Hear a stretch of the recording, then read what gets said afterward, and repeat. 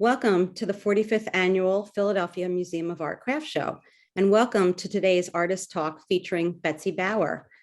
Betsy lives in Santa Fe, New Mexico, and her current work uses rocks and natural cane to create simple but highly expressive pieces influenced by her surroundings.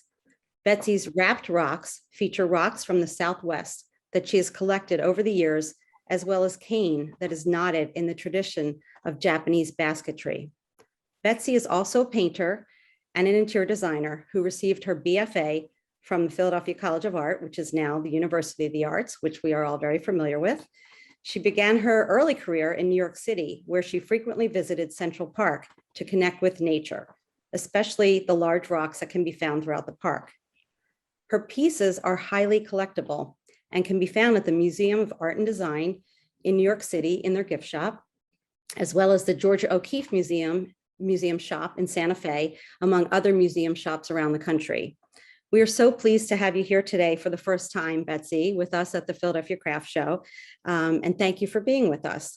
We'd love to get started and see a tour of your studio and learn a little bit more about how you do your work, and give us some insight onto how things work in your studio and what influences you. So with that, if you could just take us around your studio, that would be great. Great. Hi, Ami. Nice to see you today. I thought I would start out with showing you a little demonstration on making an actual rock here. This is a stick wrapped rock that I've made, and I'm actually working on an order for the Museum of Fine Arts and Design in New York City.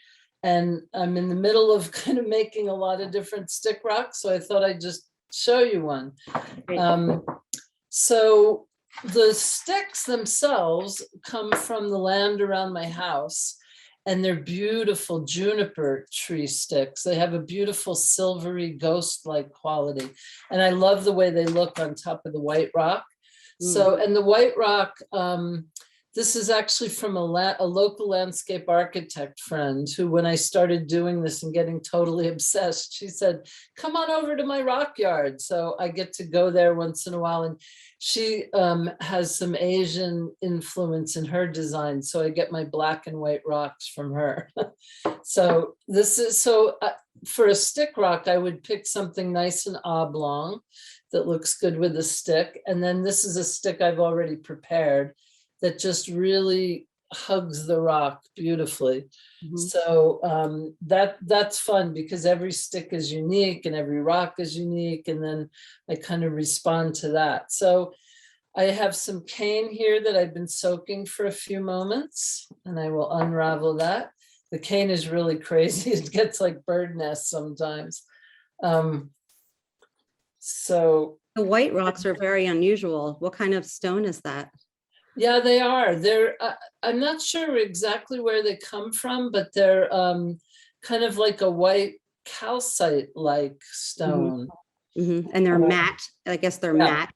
Yeah, they're matte. Yeah, so they're definitely very beautiful. So here you really need like a few thumbs, at least 2, maybe 4. And I actually will take it off the rock now and do a little twist. And when I first started doing this, I had one little pamphlet from Donna Sakamoto Crispin, who's actually no longer with us, but and she was a basket artist who started to wrap a couple rocks. And that was one of the first rocks that I saw like this. And I sent away for her pamphlet, which had like one little tiny instruction, and just did that over and over and over. And then got obsessed and started designing with more Southwest influence from where I live. You didn't have any basket making experience, training? I wish I did. It would have made things a lot easier. The first 3 months, I was definitely wondering, like, I really wanted to stop. It's funny because I thought the other day it was a little like my Buddhist practice, my Zen Buddhist practice, because you're sitting there and you're all uncomfortable and you're thinking and you're just like learning to accept what you're doing or what life is. And the same thing with the rocks. It was so frustrating. It was painful. And, I would just redo rocks like 10 times. And it took me about 3 months to begin to feel like this was something I could continue. But I was so obsessed, I just kept with it. So here I'm talking and rapping. It's probably not easy. And how long have you been doing the wrapped rocks? About 1.5 years now. Oh, So so very recently. yep, recently. Yeah.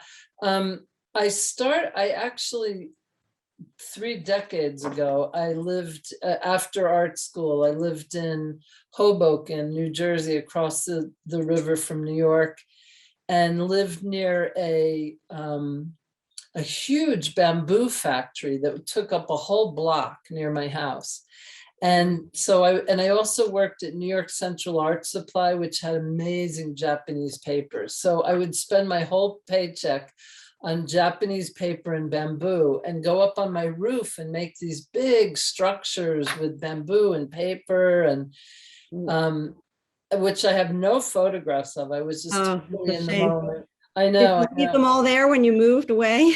Yeah. They just kind of, it was very ephemeral. I would make them and take them apart, and just, it was really process. Right. And yeah, so that came back to me when I first started doing this. I was doing interior design and I was painting, and I just really wanted to make something smaller, like the paintings I was painting large, and it was tons of energy. And I started doing paper and Japanese paper, and the bamboo came back to me. And then I was looking at a lot of bamboo, and I saw Donna Sakamoto Crispin's work and just ordered a bunch of bamboo. And I remembered everything I made 3 decades ago. And I just all came full circle. Yeah. That's great. So here we are. And I don't usually wrap in Zoom, but I guess that works. We're learning new skills in this new era. So one that you're doing now, is this normally, would it go this quickly, or is this just for our benefit? Would take much longer normally to do it? Yeah, it would take a while to prepare, and getting the rock and the finish work. Actually, I won't finish this on the Zoom, but the finish work, there's a lot of like getting it really precise, and then because the cane is soaked, it actually shrinks a bit once it starts to dry, so it really hugs the rock. So that's nice. And usually I don't usually use glue. Sometimes if there's something going on where it needs a little securing, but because the cane is so sturdy and it really shrinks quite a bit, it hugs the rock. So here I am finishing it in the back. And do you ever mix different types of cane or colors together in one piece? I have a very specific aesthetic. So I really am using the natural cane, black cane, and there's a rust color that I dye.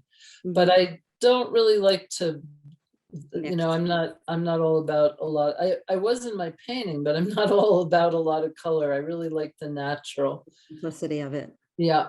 So then here would be a lot of finish work. And I love this design. It's like a spine or a musical instrument. When I'm really adjusting these sides, it feels like a musical instrument.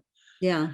So there would be now more finish work, and in the back I would totally adjust it before it dries. Right. So there we are. And now I'll give you a little tour of the studio. Thanks. We'll have a little walk around. Are these some of your prints on the wall? Yeah, these are actually, it's shibori. So it's the Japanese paper. And these, I was doing this for about a year before I started with the rocks. So, but I just wanted, I love the shibori, but I really wanted something small you could touch and hold in your hand. And there was this yearning in me for, the rocks were just calling me, I guess. So we see all of your rock collections. The Yeah. large one is really amazing. Yeah, the large ones are great. I have a collection in my yard of those, and just slowly when I'm inspired, wrap them. And this is quite a different selection of the different ones that I Mhm, make. mhm, Um, some calla lilies are beautiful right now. And mhm, I also do some healing stones like rose quartz. mhm. This stone is apatite with a sea glass bead on it and Mhm. some little crystal And hearts. will those be available as well on your site for the craft show? They will, yep, Yeah. they will. And Okay. they each come in a little gift bag, a little jute gift bag with writing about the rock and the meaning of the rock. And Mm-hmm. yep. And here's the cane itself. So this is great. This comes in all different thicknesses. And I just pretty much choose what's right for the design. And this can all become a bird's nest. I recently hung some new cane, but it gets pretty wild, kind of pulling it out and sorting it, and it Right. has Yeah, a life of its own. I'm sure. How do you suggest people display your work or use it? Is there something that you had in mind when you started making these? Yeah, I think, for me, it's really about celebrating the beauty of nature and the simplicity. So I think having it in your home as kind of a touchstone, like a place to think about Mhm. nature, actually almost like, I don't know if you can see this, but this is a Suiseki stone. This is kind of a divergence here, but this stone, it's a Japanese Suiseki stone that was my grandmother's. She traveled to Japan quite a lot in the 60s. And she gave me that. And people in Japan have them in their homes to remind them of the mountain and nature and contemplating nature and simplicity. So almost like that, with either a collection, people do like to collect the Right. different designs, but either a collection in a bowl. A lot of times, black ceramic, it's really beautiful on black ceramic bowls or plates. Yeah, it seems Um, like you need more than one. You have to get a yeah, collection. They look very nice all together. yeah, yeah. And sometimes on an altar for prayer or meditation. And Mhm. I've also had quite a few commissions for people remembering loved ones and memorial services. A dear friend just lost her mother and commissioned me to do 12 for each person there in Oh, memory of her mother. So yeah, I mean, I think, they're just something so solid and grounding mhm, that they just feel good and peaceful and calm. And right. So so, yeah, people can there's, order if they can select the type of rock. Like, do you have a variety of rocks that people could select from if they wanted to create their own, their own piece with something in mind, like a color or a combination? Or do you? right. Like I do offer, different, like for instance, this design, which is the Japanese cho knot. Um, I do offer that in different color stones and different color, natural on natural, or this one is on a black stone with natural cane and rust. Mhm, So yeah, there's different variations. And I work a lot with people on commissions. mhm. So sometimes it's their own rocks and they send them to me. And That means something to them or from yeah, somewhere that they live.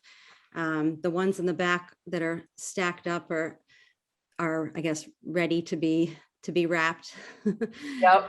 In the And background, nice I've flat. done a I've done a few experiments with actually wrapping the whole stack. So Oh, that I don't have that on my website, but that, slowly I come up with new designs and add them. And mhm, right.